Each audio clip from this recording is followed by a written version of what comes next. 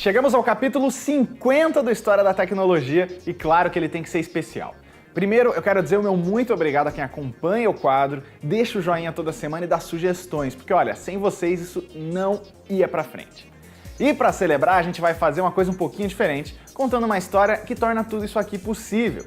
Bem-vindos à história da internet. Muito antes dos computadores serem inventados, cientistas e escritores já imaginavam uma forma instantânea de comunicação entre pessoas que estavam distantes.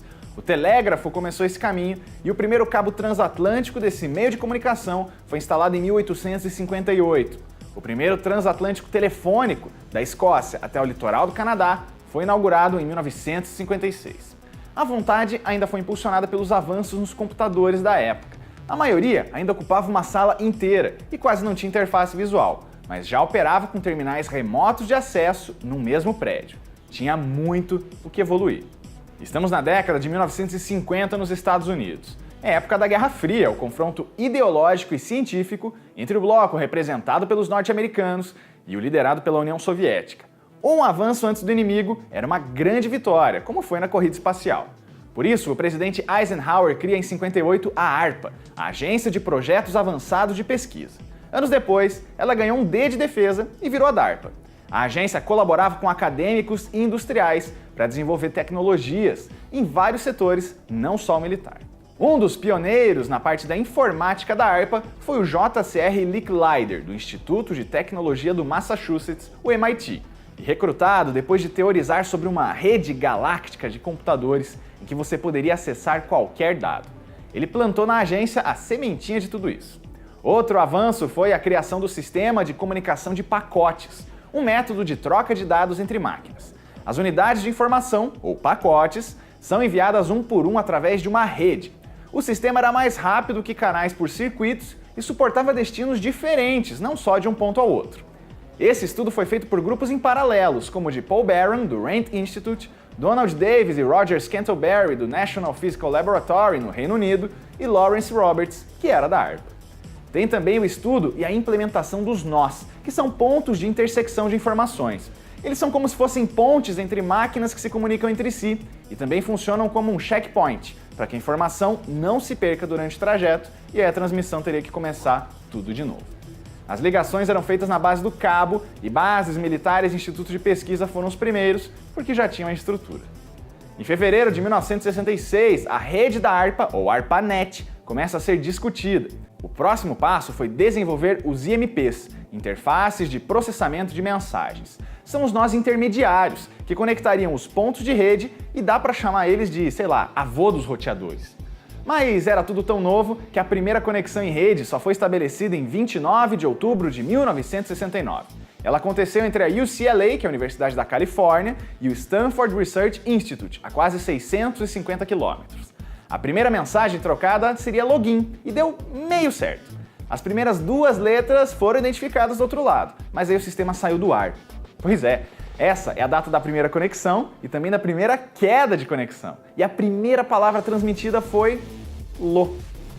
A primeira rede de nós da ARPANET ficou pronta no final desse mesmo ano e já funcionava direitinho, conectando entre si os dois pontos iniciais, com a Universidade Californiana de Santa Bárbara e a Escola de Computação da Universidade de Utah, que era um pouquinho mais longe, em Salt Lake City.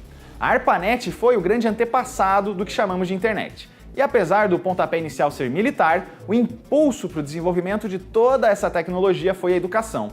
Rola uma lenda de que a ARPANET é uma forma de guardar dados no caso de um ataque nuclear, mas a vontade maior mesmo era dos cientistas se comunicarem e encurtarem distâncias. Em 71 já são 15 pontos na rede, parte disso por causa do desenvolvimento do NCP. O Network Control Protocol foi o primeiro protocolo de servidor da ARPANET e definia todo o procedimento de conexão entre dois pontos. Foi ele que permitiu uma interação mais complexa, com troca de arquivos e uso remoto de máquinas. Em outubro de 72 é feita a primeira demonstração pública da ARPANET por Robert Kahn em um evento de computação. Nesse ano é inventado o e-mail, uma forma mais fácil da troca de mensagens que a gente já abordou aqui no canal. Nessa época já eram 29 pontos conectados. É nesse ano que vemos o primeiro link transatlântico entre a ARPANET e o sistema norueguês NOSHAR, via satélite. Logo depois uma conexão com Londres, e é a partir daí que começa o pensamento de que o mundo inteiro precisava de uma rede de arquitetura aberta.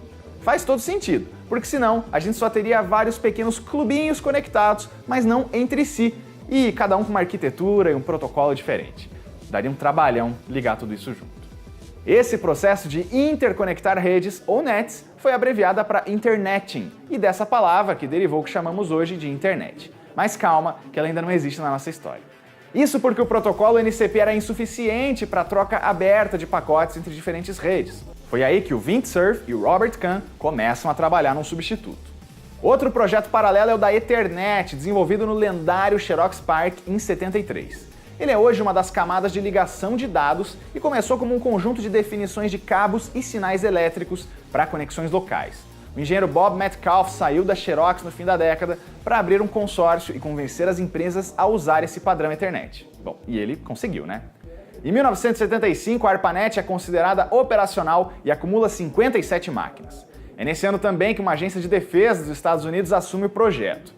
Nota como essa rede ela ainda não tem um pensamento comercial, é só militar, científico. As conversas pessoais não eram incentivadas, mas também não eram proibidas. Aí nasce o TCP/IP, o Transmission Control Protocol / Internet Protocol.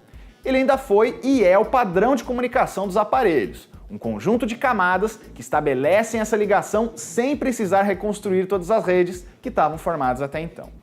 É a partir dessa pilha de regras que ocorrem o envio, transporte e recebimento de dados, sem contar a comunicação dos dados com os programas que levam as informações, tipo um cliente de e-mail quando você recebe um e-mail. O IP é a camada de endereço virtual dos remetentes e destinatários dos pacotes. Eu sei que isso tudo é muito mais complexo do que eu estou falando, mas o nosso assunto aqui é a história. Em 1º de janeiro de 1983, a ARPANET oficialmente muda o protocolo do NCP para o TCP/IP em um novo marco zero da internet. E os responsáveis, o Kahn e o Cerf, colocam seus nomes na história da tecnologia.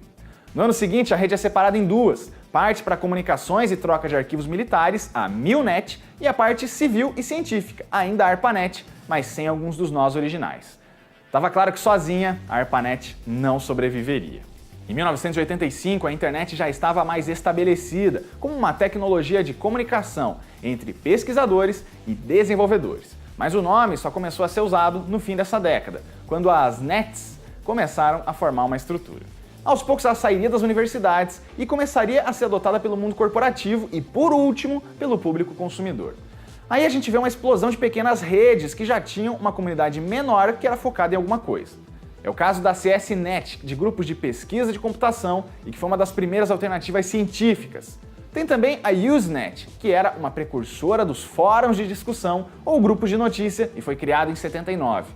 E tem a BitNet, criada em 81, para e-mail e transferência de arquivos, que conectou mais de 2.500 universidades em todo o mundo. Outra famosa é a NSFNet, da mesma Fundação de Ciência dos Estados Unidos que cuidava da CSNet, para facilitar o acesso de pesquisadores a supercomputadores e bancos de dados.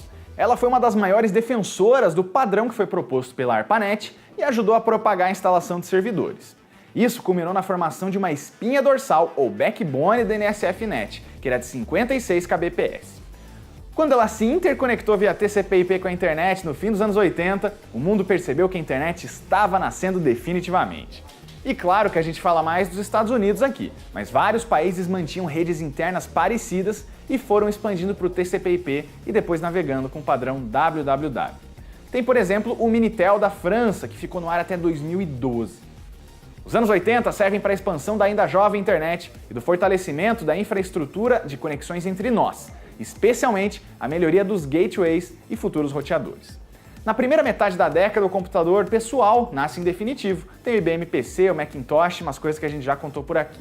E outros protocolos passam a ser adotados. Olha só, tenho certeza que muita gente aqui usou o File Transfer Protocol, que é o bom e velho FTP, para fazer transferência de dados.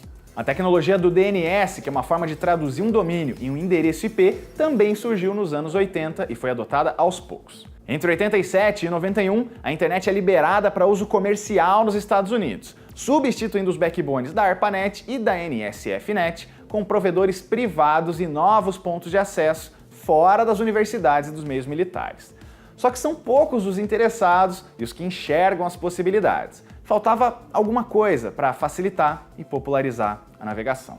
É por isso que o próximo passo da nossa viagem é o CERN, o Laboratório de Pesquisa Nuclear na Europa. Em 1989, Timothy Berners-Lee, ou TIM, queria melhorar a troca de documentos entre usuários junto com o engenheiro Robert Cailliau.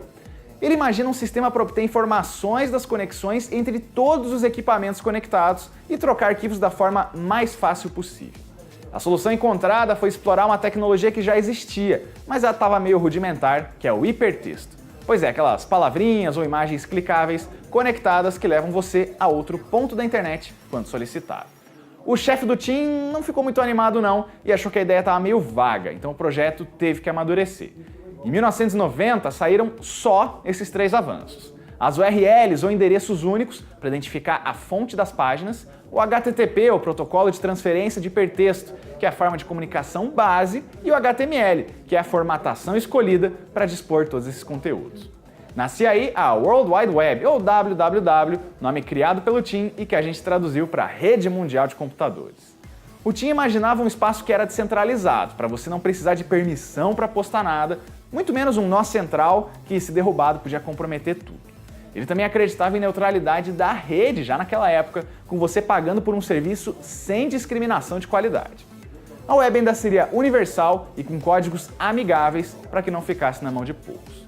A gente sabe que na prática a internet não é lá essas mil maravilhas, mas comparado com antes, realmente tudo foi democratizado e o ambiente deu voz para muita gente. E olha que simbólico, no mesmo ano do nascimento do www, a ARPANET é oficialmente desligada. No pacote, o TIM criou o primeiro editor e navegador, o World Wide Web. Tudo junto mesmo. Ele saiu do CERN em 94 para fundar a World Wide Web Foundation e ajudar a desenvolver e também a espalhar os padrões da internet aberta. Ele é o chefe por lá até hoje, e o seu último grande feito no laboratório foi espalhar os protocolos HTTP e a web com código liberado, dispensando pagamento de royalties. Isso facilitou a difusão dessa tecnologia. Um ano antes surge o Mosaic, o primeiro navegador com informações gráficas, não só em texto. Ele evoluiu para o Netscape Navigator e o resto é outra história. Tem muita coisa que a gente usa hoje em dia e que começou nessa década. Os buscadores, o feed RSS, o amado e odiado Flash e por aí vai. Para você ter uma ideia de algumas novidades, o IRC foi criado em 88, o ICQ saiu em 96 e o Napster em 99. Várias dessas tecnologias rendem histórias separadas que ainda vão sair por aqui. On your mark, get set. We're riding on the internet, cyberspace, set free. Hello, virtual reality. Interactive appetite, searching for a website, a window to the world, got to get online. Take a spin, now you're in with the techno set. You're going surfing on the internet. E olha como a gente evoluiu. Das conexões por cabo entre universidades, passamos para redes maiores, que usavam um só idioma de comunicação. Depois vem o espaço mundial e padronizado de troca de conteúdos, uma conexão de escada na rede de telefonia. Muita gente começou a usar a internet aí, com esse barulho clássico, que servia basicamente para testar a linha, indicar a velocidade de internet e estabelecer o sinal de transmissão.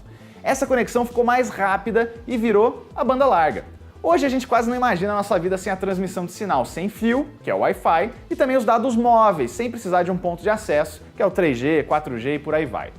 Hoje em dia temos até problemas de excesso de tráfego. O padrão IPv4 está congestionado de tanto endereço e a migração para o IPv6 é lenta, mas está acontecendo. Ué, mas onde é que entra o Brasil nessa história toda?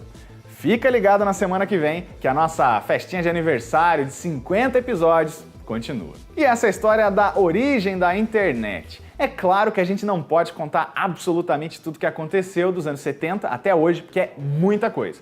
Mas pelo menos o nascimento da nossa rede querida, agora você já sabe bem.